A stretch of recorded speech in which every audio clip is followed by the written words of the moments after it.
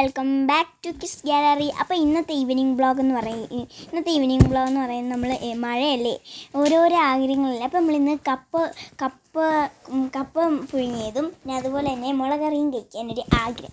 അങ്ങനെ നമ്മുടെ വല്യാപ്പ കപ്പയെല്ലാം പൊളിച്ച് അതിന് ശേഷം മുളകറി ഉണ്ടാക്കാൻ വേണ്ടി കയറിയിട്ടുണ്ട്. വല്യാണ് മുളകറിയൊക്കെ ഉണ്ടാക്കുന്നത്. അതിന് ശേഷം നമ്മുടെ ചേരുവകളെല്ലാം ഇവിടെ അരിഞ്ഞ് വെച്ചിട്ടുണ്ട്. അതിന് ശേഷം നമ്മുടെ പാനോ ഗ്യാസ് ഓണാക്കി അതിലേക്ക് ചട്ടി വെച്ച് കൊടുത്തു. ചട്ടിയിൽ വെള്ളമൊക്കെ നന്നായിട്ട് കളഞ്ഞെടുത്തതിന് ശേഷം നമുക്ക് എണ്ണ ഒഴിച്ചു കൊടുക്കാം. ഫ്രണ്ട്സ് കണ്ടോ, എണ്ണ അങ്ങനെ ഒഴിച്ചു. അങ്ങനെ എണ്ണേൻ്റെ കുമ്പളയൊക്കെ പോകണം ഗൈസ്. അങ്ങനത്തെ എണ്ണ വെച്ച് കഴിഞ്ഞാൽ നമുക്ക് അതിനകത്ത് കുമ്പളയൊക്കെ പോയാലും നല്ല ഫ്രഷ് എണ്ണ ആകത്തുള്ളൂ എന്നാണ് വലിയ പറഞ്ഞത്. അതിന് ശേഷം നമ്മൾ പോയി വേപ്പില പറിച്ചിട്ട് വരാം. നല്ല ഫ്രഷ് വേപ്പില നമുക്ക് പറിച്ചെടുക്കാം. അങ്ങനെ നമ്മുടെ വേപ്പിലയൊക്കെ പറിച്ച് നേരെ കിച്ചണിലേക്ക് പോയിട്ട് നമ്മൾ ആ ഒരു ചട്ടിയിലേക്ക് കുറച്ച് കടുക് ഇട്ടിട്ട് കടുക് പൊട്ടുന്നുണ്ട് ഗ്യാസ്. അതിന് ശേഷം കടുകൊന്ന് ഇതായി വന്നതിന് ശേഷം അതിലേക്ക് നമുക്ക് നല്ല കുട്ടപ്പനായിട്ടുള്ള വേപ്പിലേനെ എടുത്ത് ഇടാം. അതിന് ശേഷം നമ്മുടെ വേപ്പിലേനെ ഇട്ടു. പിന്നെ ഇഞ്ചിയും വെളുത്തുള്ളിയുള്ള പേസ്റ്റ് ഇട്ട് കൊടുത്തു. പിന്നെ പച്ചമുളക് ഇട്ട് കൊടുത്തു. ടൊമാറ്റോ ഇട്ട് കൊടുത്തു. അതിന് ശേഷം നമ്മൾ ഇത് നല്ലവണ്ണം ഒന്ന് മിക്സ് ചെയ്ത് കൊടുക്കാം. നല്ല ടേസ്റ്റ് ഇടാൻ കടുമുട മിക്സ് ചെയ്ത് കൊടുക്കാം.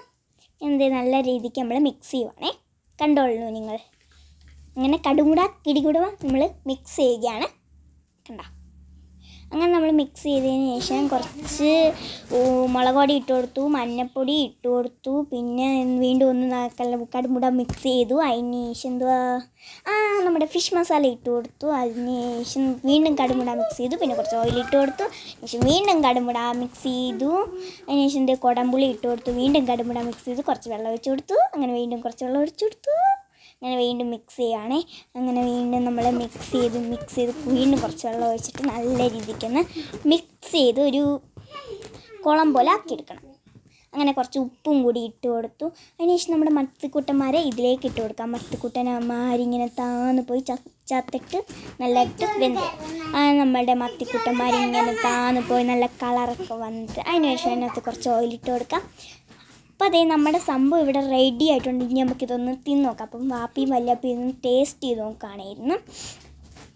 അങ്ങനെ അവർ ടേസ്റ്റ് ചെയ്യുന്നത് നിങ്ങൾ കണ്ടോളൂ ഫ്രണ്ട്സ്.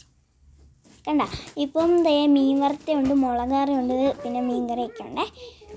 ആഹാ അന്തസ്. അപ്പോൾ ഇത്രത്തെ മിനി ബ്ലോഗ് ഇഷ്ടപ്പെട്ടാലും ഇഷ്ടപ്പെട്ടില്ലെങ്കിലും ഒന്ന് ലൈക്ക് ചെയ്ത് സബ്സ്ക്രൈബ് ചെയ്ത് സപ്പോർട്ട് ചെയ്തേക്കണേ. ബൈ.